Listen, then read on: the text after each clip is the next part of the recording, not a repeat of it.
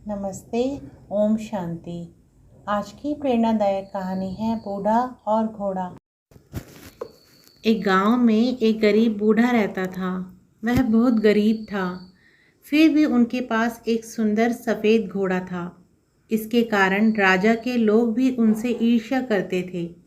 उसे उस सफ़ेद घोड़े को बेचने के लिए राजा की तरफ से अच्छी कीमत दी गई थी, लेकिन बूढ़ा आदमी यह कहते हुए मना कर देता था, यह मेरे लिए सिर्फ घोड़ा नहीं है, वह एक व्यक्ति और मेरा अच्छा दोस्त है। क्या आप किसी व्यक्ति या दोस्त को बेच सकते हैं?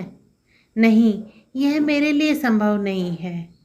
एक दिन सुबह जब वह खलिहान घर में गया तो उसने देखा कि वह घोड़ा वहाँ नहीं है। यह खबर गांव में जल्द फैल गई और पूरा गांव उनके घर पर जमा हो गया। गांव वालों ने कहा, तुम मूर्ख बूढ़े हो। हर कोई उस घोड़े को पाना चाहता था। सभी जानते थे कि किसी दिन यह घोड़ा चोरी हो जाएगा।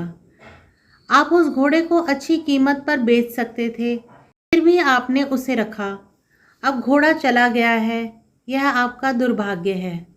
बूढ़े आदमी ने जवाब दिया, सच तो यह है कि घोड़ा स्थिर नहीं है। बाकी सब कुछ जो तुम कहते हो वह एक फैसला है। आप कैसे जानते हैं यह दुर्भाग्य है या नहीं? लोगों ने जवाब दिया, हमें मूर्ख मत बनाओ। आपका सफ़ेद घोड़ा चला गया है, यह आपका दुर्भाग्य है। गांव के लोग उस पर हंसे और चले गए। उन्होंने कहा कि वह पागल है, वह उस घोड़े को बेच सकता था और गरीबी में जीने की वजह एक बेहतर जीवन जी सकता था। कुछ दिनों के बाद सफ़ेद घोड़ा जंगल से वापस आया। उसके साथ कुछ और जंगली घोड़े भी आए।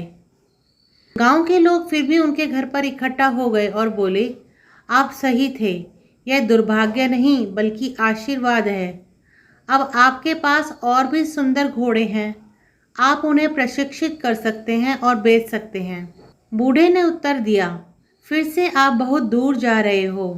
बस आप यह कहें कि घोड़ा वापस आ गया है और अधिक घोड़ों का होना एक आशीर्वाद है। यह केवल एक टुकड़ा है, एक दिन यह भी गुजर जाएगा। इस बार गांव के लोग चुप रहे। बूढ़े आदमी के इकलौते बेटे ने घोड़ों को प्रशिक्षित करना शुरू कर दिया।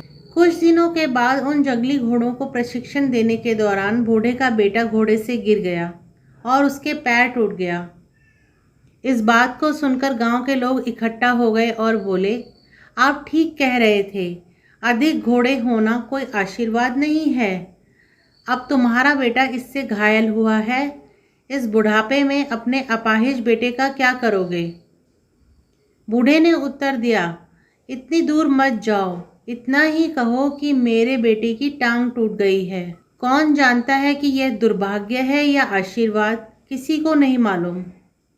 एक महीने बाद युद्ध के कारण गांव के सभी युवाओं को सेना में भर्ती होने के लिए मजबूर होना पड़ा।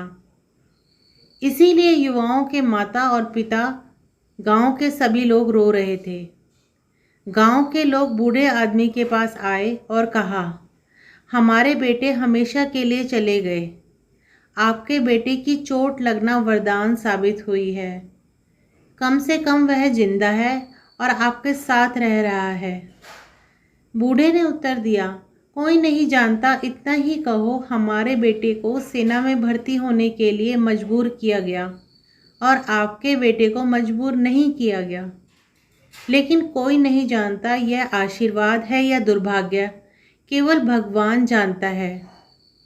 मित्रों, हमें किसी भी स्थिति का न्याय केवल उसी से नहीं करना चाहिए जो हम देखते हैं। हम कभी यह नहीं जानते कि आगे क्या होने वाला है। ओम शांति।